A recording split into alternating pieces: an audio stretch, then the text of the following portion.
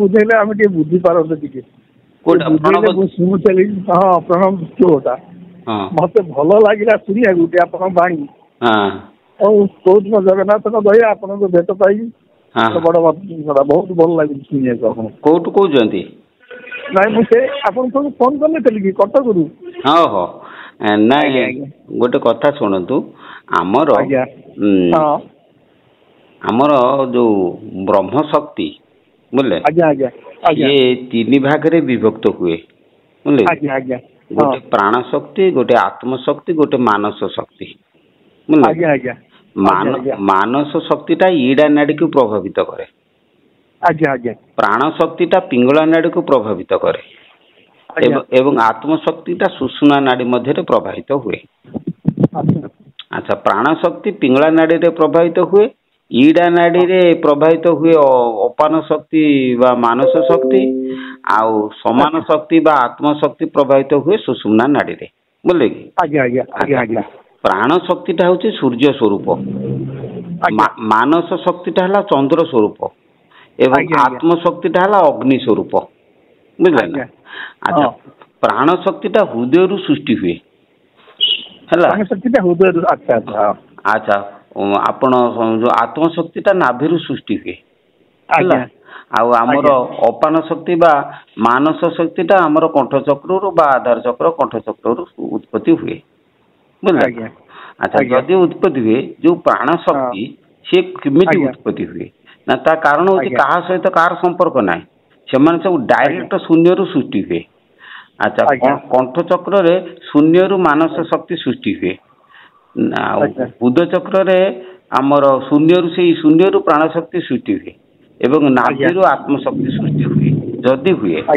ତେଣୁ ଆମର ଯୋଉ ପ୍ରାଣ ଶକ୍ତି ସେ କଣ ହୁଏ ନା ସେଇ ପ୍ରାଣ ଶକ୍ତିର ଯୋଉ ସ୍ପନ୍ଦନଟାକୁ ଆମେ ପ୍ରଣବ ବୋଲି କହନ୍ତି, ଓଙ୍କାର ବୋଲି କହନ୍ତି। ଆଚ୍ଛା ସେଇ ପ୍ରାଣ ଶକ୍ତି କୋଉଠି ରହିଛି ତା କାରଣ ହଉଛି ମୁଁ ପ୍ରୟୋଗ କରିଛି ତ୍ରିଶୂନ୍ୟ।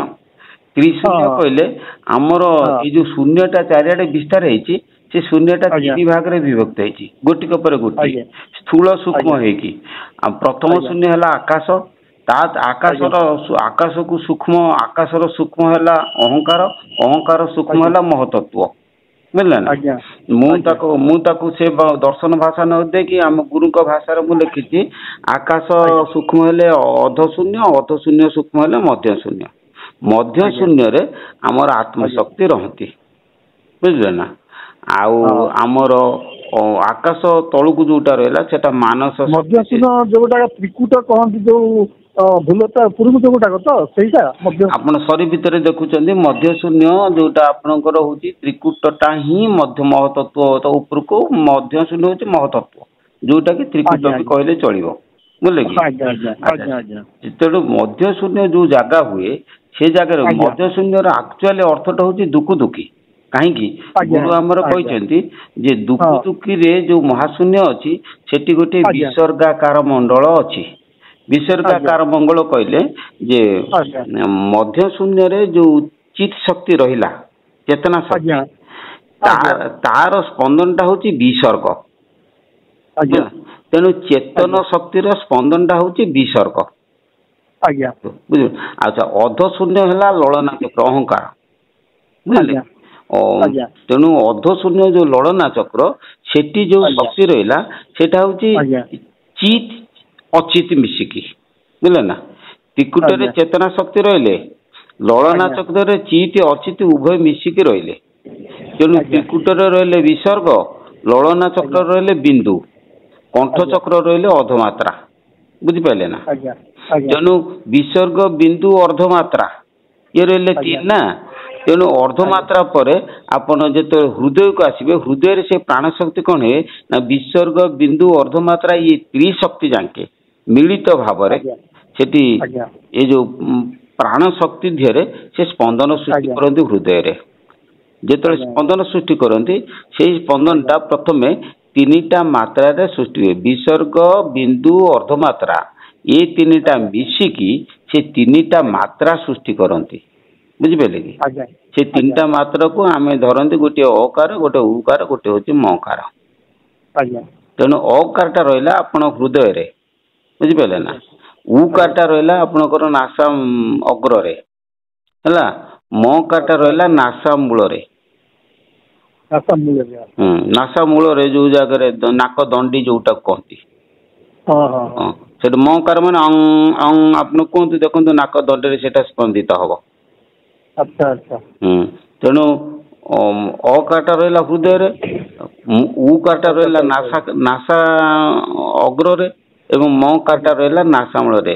ତେଣୁ ଅକାରଟା ହେଲା ଜଳ ତତ୍ଵ, ଉକାରଟା ହେଲା ପୃଥ୍ୱୀ ତତ୍ଵ, ମକାରଟା ହେଲା ଆପଣଙ୍କର ଆକାଶ ତତ୍ଵ। ଏଇ ତ୍ରିତତ୍ଵ କଣ କରନ୍ତି ନା ଅ ଉ ମ ତ୍ରିଧ୍ୱନି ଇଏ ଯେତେବେଳେ ହୃଦୟରୁ ଆପଣ ଶ୍ୱାସ ବାୟୁରେ ବାହାରକୁ ଯାଆନ୍ତି ଏବଂ ବାହାରୁ ଭିତରକୁ ଆସନ୍ତି, ସେମାନେ କଣ କରନ୍ତି ନା 12ଟା ଜାଗାରେ 12 ପ୍ରକାର ସ୍ପନ୍ଦନ ସୃଷ୍ଟି କରନ୍ତି। এই ତିନି ଧ୍ୱନି ଯେତେବେଳେ ଯିବା ଆସିବା କରନ୍ତି, ସେମାନେ 12ଟା ଜାଗାରେ 12 ପ୍ରକାର ସ୍ପନ୍ଦନ ସୃଷ୍ଟି କରନ୍ତି, ବୁଝିଲେ କି? ଆଚ୍ଛା, 5ଟା ସ୍ପନ୍ଦନ ଯୋଉ ସୃଷ୍ଟି କରନ୍ତି ତାକୁ କୁହନ୍ତି ପଞ୍ଚଭୂତର ପ୍ରକୃତି ନେଇକି 5ଟା ସ୍ପନ୍ଦନ ସୃଷ୍ଟି ହୁଏ ହେଲା।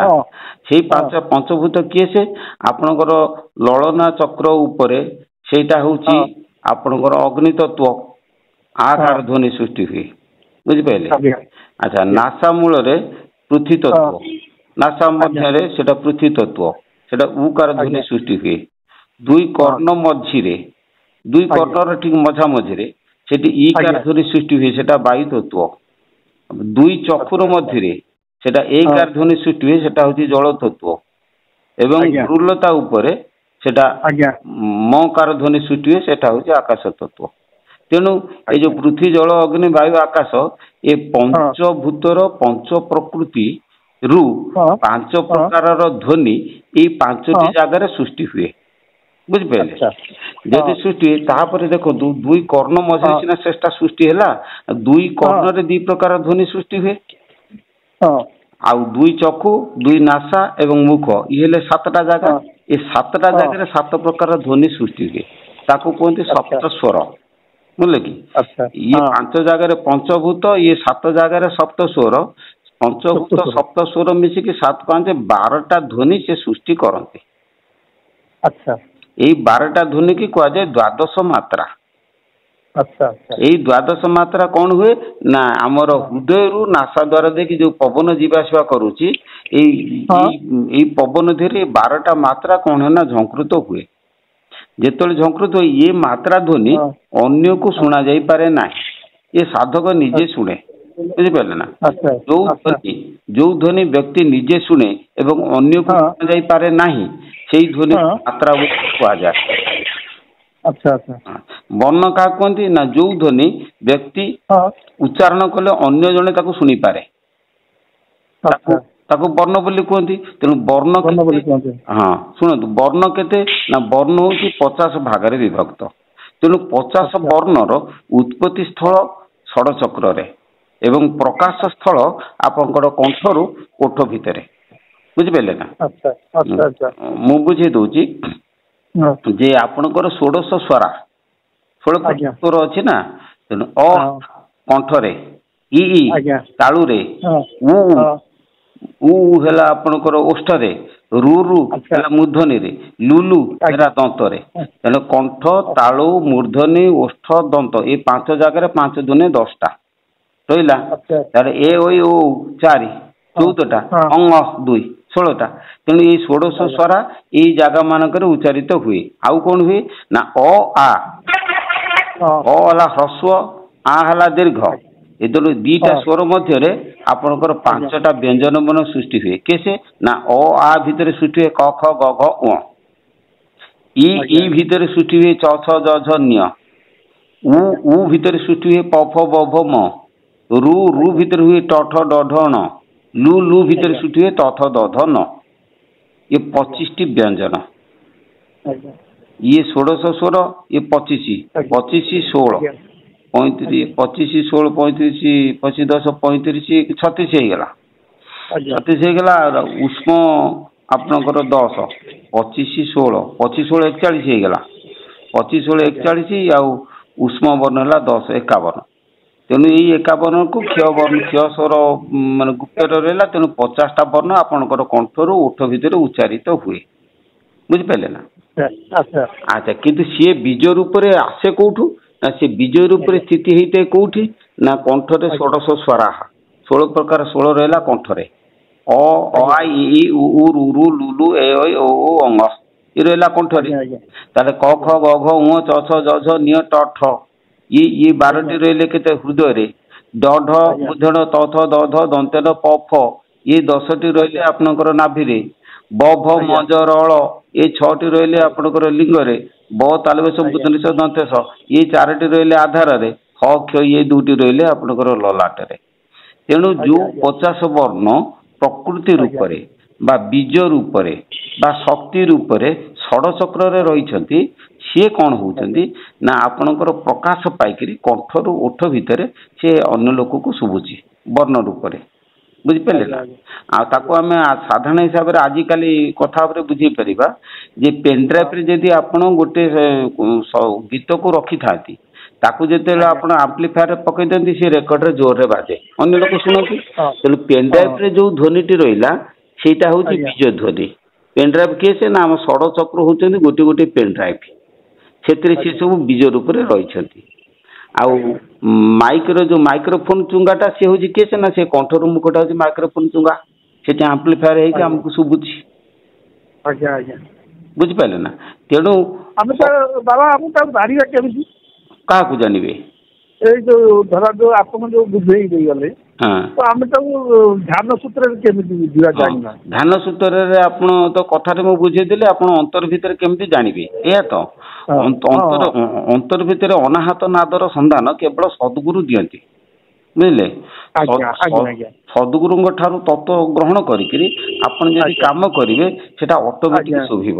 ସେ କଥା ଆମର ଭାଗବତ ଲେଖା ଅଛି ସମାହିତାତ୍ମନ ବ୍ରହ୍ମନ୍ ବ୍ରହ୍ମଣୋ ପରମେଷ୍ଠିନ ହୃଦୟାକାଶାଦବୁନ୍ନାଧୋ ବୃତ୍ତିରୋଧାଦ୍ ବିଭବ୍ୟତେ। ଅର୍ଥାତ୍ ଯେତେବେଳେ ବ୍ରହ୍ମା ସମାଧିରେ ବସିଲେ ତାଙ୍କ ହୃଦୟ ଆକାଶରୁ ମନୋବୃତ୍ତି ଗୋଟେ ଶବ୍ଦ ସୃଷ୍ଟିରେ ସେ ମନଟା ମନର ବୃତ୍ତିକୁ ଯଦି ରୋଧ କରିବା ସେ ଆମକୁ ଶୁଭିବ। ମନୋବୃତ୍ତି କଣ ନା ମନର ବୃତ୍ତି ହଉଛି କଳ୍ପନା କରିବା। ତେଣୁ କଳ୍ପନା କରିବାଟାକୁ ଯେତେବେଳେ ନିର୍ବିକଳ୍ପ ହେଇଯିବ ସେତେବେଳେ ସେଟା ଆମକୁ ଅଟୋମେଟିକ ଶୁଭିବ। ତେଣୁ ମନକୁ ସ୍ଥିର କରିବା ପାଇଁ ହେଲେ ସଦ୍ଗୁରୁଙ୍କ ଉପାୟ ଦରକାର। ସେ ଫର୍ମୁଲା ଅନୁସାରେ ମନ ଧୀରେ ଧୀରେ ଧୀରେ ଧୀରେ କଣ ହବ ନା ଆପଣଙ୍କର ସ୍ଥିର ହବ। ବୁଝିପାରିଲେ? ମନ ସ୍ଥିର ହବା ପାଇଁ ମୁଁ ଆପଣଙ୍କୁ କହୁଛି ଯେ ଆପଣଙ୍କର ଗାଈ ଅଛି ନା? ଗାଈ ଅଛି। ଗାଈ ଯେତେବେଳେ ଛୁଆ ଜନ୍ମ କରେ ବୁଝିପାରିଲେ ସେ ଯୋଉ ବାଛୁରୀ ଟିକେ ଆପଣ ସ୍ନେହରେ କଣ କରନ୍ତି ନା 21 ଦିନ ପର୍ଯ୍ୟନ୍ତ କ୍ଷୀର ଖାଇବା ପାଇଁ ଛାଡି ଦିଅନ୍ତି ସେ ଡିଆଁ ମାରିକି ବୁଲାଚଲା କରେ। 21 ଦିନ ପରେ ଯେତେବେଳେ ଆପଣ କ୍ଷୀର ଆହରଣ କରିବା ପାଇଁ ବାଛୁରୀକି ବାନ୍ଧି ଦିଅନ୍ତି ସେ ପ୍ରଥମ ଦିନ କହିବ ଯେ ମୁଁ ଖୁଣ୍ଟଟାକୁ ଉପାଡ଼ିକି ନେଇକି ପଳେଇମି ଛିଣ୍ଡିକି। କାହିଁକି ନା ସେ ବୁଲୁଥିଲା ନା ଚଞ୍ଚଳ ଥିଲା ତେଣୁ ସିଏ କହିବ ମୁଁ ଉପାଡ଼ିକି ନେଇଯିବି। ମାସେ 2 ମାସ ପରେ ଆପଣ ଦେଖିବେ ସିଏ କଣ କରିବ ନା ପୁରା ଏତେ ଧୀର ହେଇଯିବ ଯେ ଆପଣ ଆଣିକି ମା ପାଖରୁ କ୍ଷୀର ଖାଇବ କ୍ଷୀର ଖାଇକି ସେ ଚୁପ୍ ପୁଣି ଯାଇ ଖୁଣ୍ଟରେ ଛିଡା ହବ। ବୁଝିପାରିଲେ ନା? ତେଣୁ ଆପଣଙ୍କର ମନଟା ହଉଛି କଅଁଳା ବାଛୁରୀ।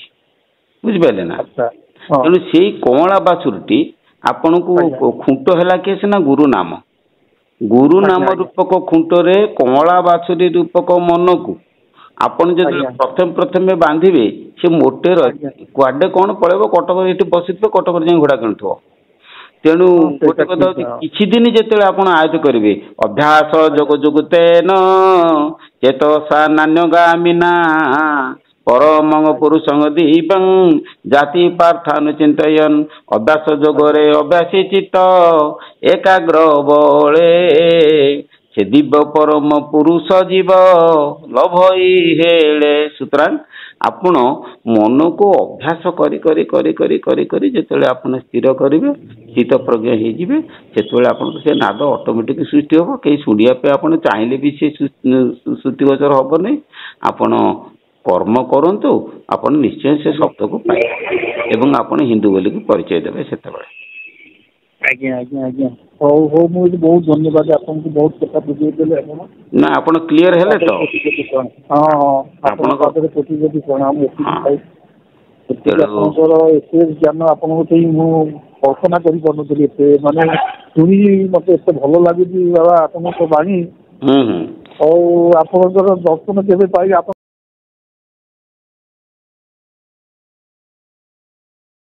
ହଉ ଆଜ୍ଞା ପ୍ରଣାମ। ହଁ।